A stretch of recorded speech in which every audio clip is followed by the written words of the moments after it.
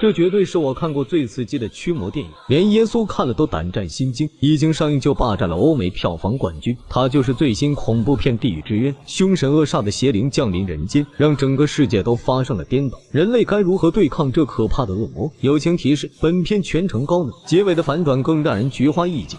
故事发生在1957年的波兰。这天深夜，一辆汽车向教堂驶来，车上下来一名牧师，抱着婴儿慌张地跑进了教堂，一脸无辜地向耶稣祷告，说他今天必须除掉这个孽种，希望得到上帝的宽恕。就当他即将动手时，一群人民警察推开了房门，二话不说直接将牧师当场击毙。在警察眼里，他们成功拯救了一条生命。可此时的月亮正好被黑暗吞噬，暗示着恶魔之子已降临人间，人类将迎来灭顶之灾。镜头一转，来到30年后，那名婴儿已经长大成人，并且成为了一名驱魔神父，被上级派到这所古老的修道院任职。院里的枯树散发着恐怖的气息。接下来，他们开始对马克进行例行检查，没收了一些违规物品后，只给他留下几件换洗衣物，随后将他带到房间，并提醒他晚上千万不要出门。老头走后，马克打开手提箱，掀开下面的暗格，里面藏着一把手枪。原来他的真实身份是一名警察。最近镇上已经失踪了8名女孩，有人匿名举报，这些案件很可能和这所修道院有关。马克来这里卧底就是为了查明真相。这天晚上，他就目睹了一场驱魔仪式。为了不遗漏任何蛛丝马迹，他们会对整个驱魔过程进行全程录像。神父将圣水洒到女人身上后，开始朗诵驱魔咒语。原本安静的女人突然疯狂抽搐，整张床都跟着抖动起来。为了压制女人体内的恶魔，神父拿出一个巨大的十字架。随着恶魔的一声怒吼，十字架瞬间着火。虽然恶魔被成功驱赶，可女人却难逃一死。马克不敢相信眼前的一切，提醒自己时刻要保持清醒。随后他们开始享受上帝的圣餐。马克望着碗里的血肉，实在难以下咽，但看着其他神父吃下后，他也只好乖乖把血肉送进嘴里。饭后立马来到卫生间呕吐起来，没想到他竟然吐出一颗牙齿。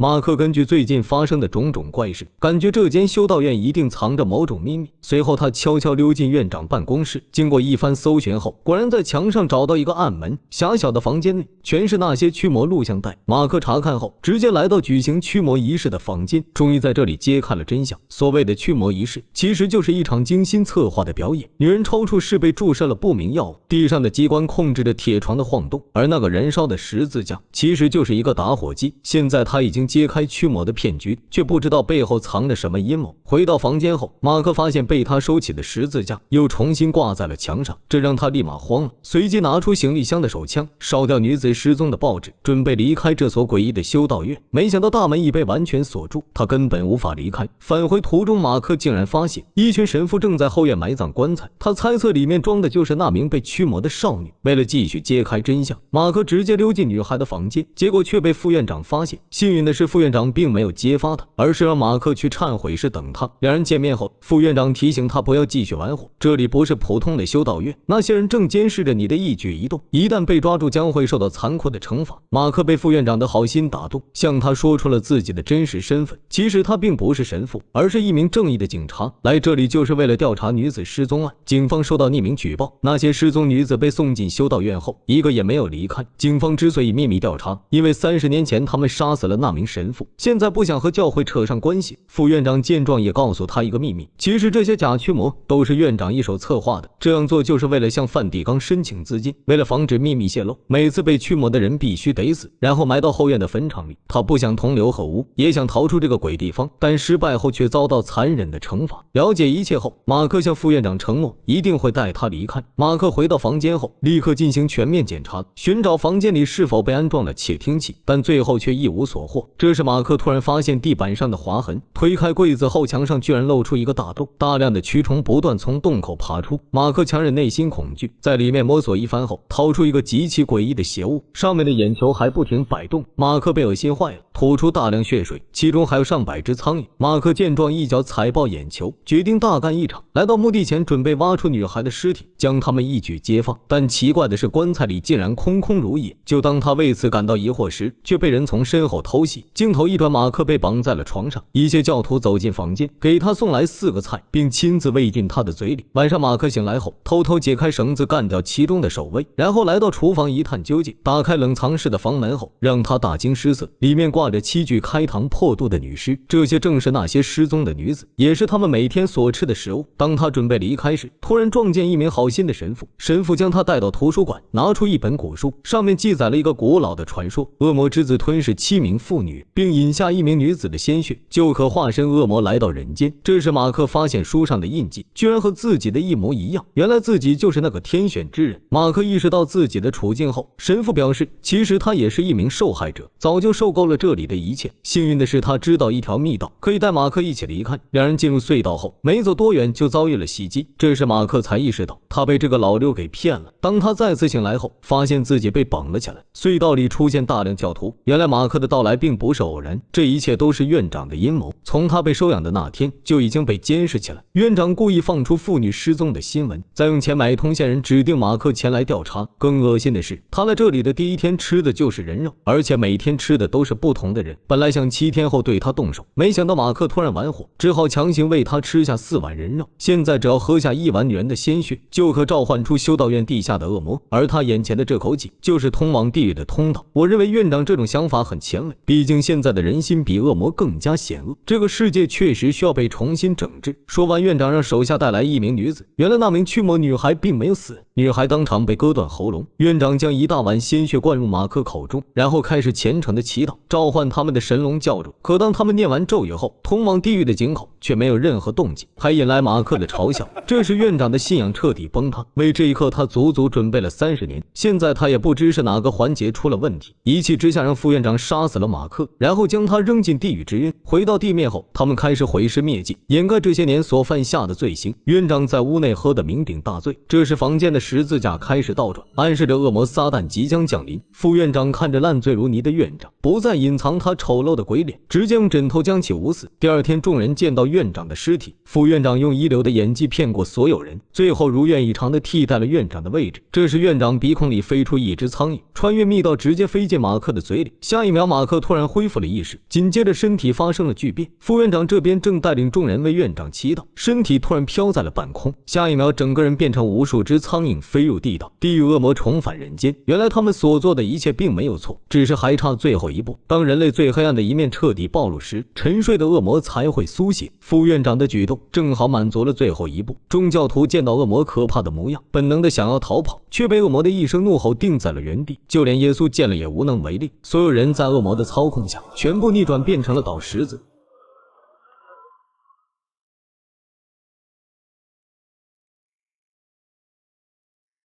墙壁逐渐裂开，整个世界都发生了颠倒。随着一声巨响，地狱之门被彻底打开，无数恶魔将会降临人间，重新洗刷人们内心罪恶的灵魂，开启新世界的大门。